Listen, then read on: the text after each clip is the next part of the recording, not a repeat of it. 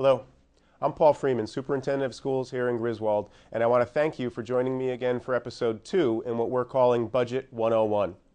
These presentations are an opportunity for us to share with our community what it is that we do here with our school budget. I want to remind all of you that this series of webisodes is only a general presentation of what a school budget includes. This is not specific to our current operating budget or to the proposal that we're bringing forward in this year's budget request. What we're attempting to do here is explain to our community where our money comes from, that was episode number 1, and how we use those dollars to get the best education that we can for your children here in the Griswold Public Schools. This is a broad overview, and for the purposes of this discussion, we're considering a fictional budget of $25 million. I want to note that to date, the Griswold Public School budget has never reached this level. We do not today have a budget of $25 million. We're close, but we don't reach that level. For the purposes of illustration, however, that round number seems to work better. I also want to remind everyone watching that that budget supports all 4 schools here in the Griswold Public Schools. The 3 schools on our main campus and all of the supporting athletic, field, open space, parking facilities that go along to make up our main campus, as well as our alternative school located out on Route 201. This budget supports approximately 285 employees, custodians, secretaries, kitchen staff, as well as teachers and administrators and aides who come in here every day to work with the children in Griswold Public Schools. And most importantly, this budget supports those children. Over 2,000 kids from pre-K through the 12th grade in our high school who come here every day to get the best education that their community can provide for them. Today's episode, episode 2, focuses on how we spend that $25 million.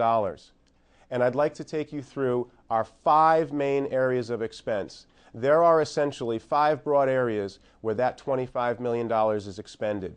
And because education is a people-intense operation, education requires people to be in the buildings with your children every day. The largest portion of any school budget goes into salaries. $16 million of our $25 million budget is appropriated to pay the salaries of those people who come here every day to work with your children. Again, we're talking about custodians, secretaries, kitchen staff, instructional assistants, experts who come in to support on a rotating basis, as well as the administrators and the teachers who are in the classrooms with your students every day. Additionally, the benefits that are associated with those salaries, healthcare, which has been a huge topic nationally for us recently and is an expense here locally, but healthcare, unemployment insurance, workers' compensation makes up the next largest component of our budget. We then have additional contracts and services that cost approximately $2.5 million. The largest component of this, more than half of that number, is one contract alone. It is the service to provide busing, transportation for the students who come to school here every day.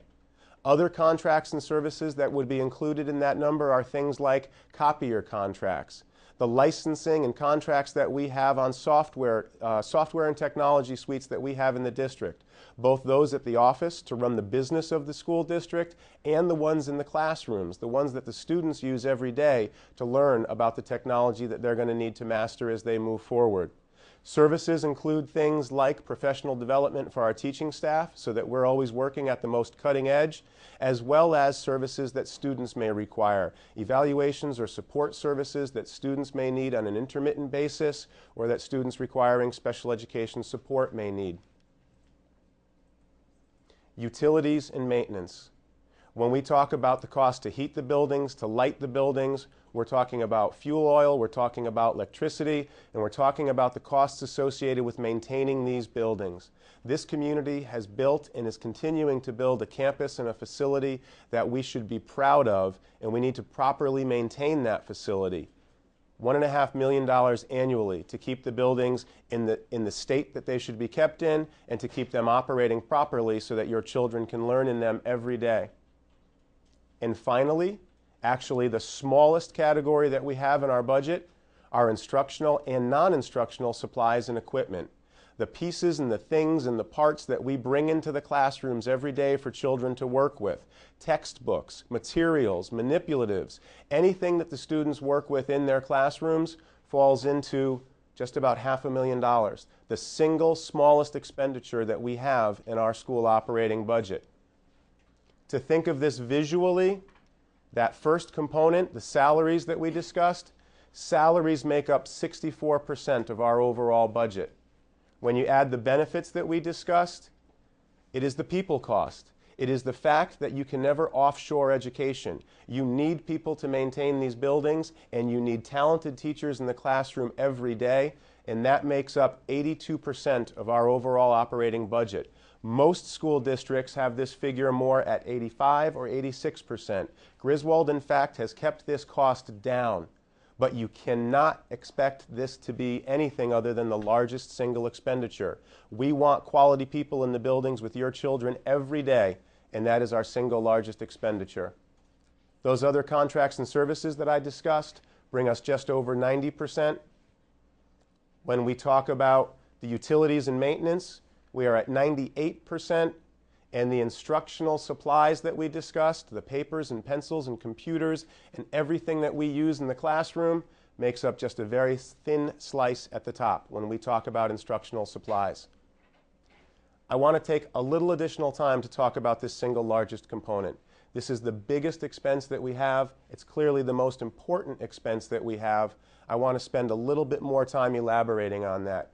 It's important to remember a few items as we move forward and discuss this.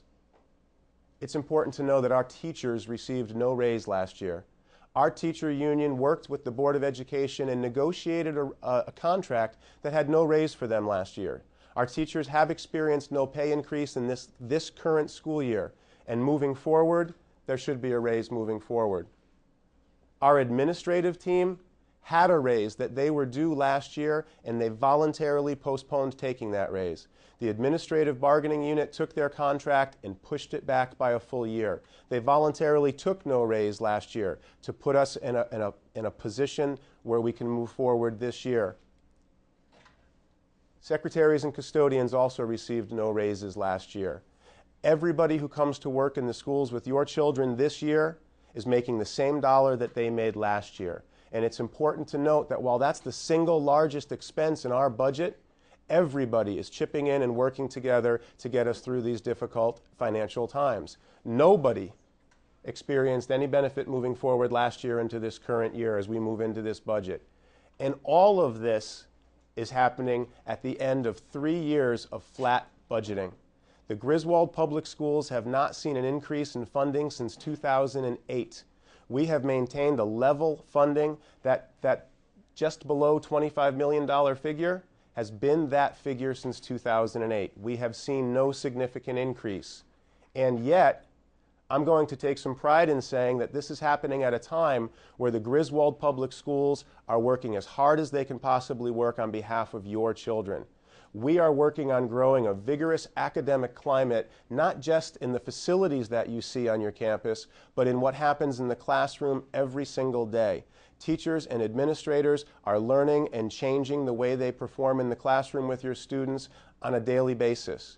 We're exploring new schedule options, we're looking at the way that we teach, and we are all working as hard as we have ever worked in the face of salaries that haven't changed. I'm not saying that to ask for your support. I'm saying that so you understand exactly the reality as we move forward with this budget this year. Salaries are an important component of what we do. Salaries are the most important component of what we do. But they are an integral part to what happens here in the schools in Griswold. Thank you for joining me for this second installment. I also want to encourage you to stay abreast of the actual budget conversation for this year as we prepare and present our budget request for this year moving forward. Thank you for joining us.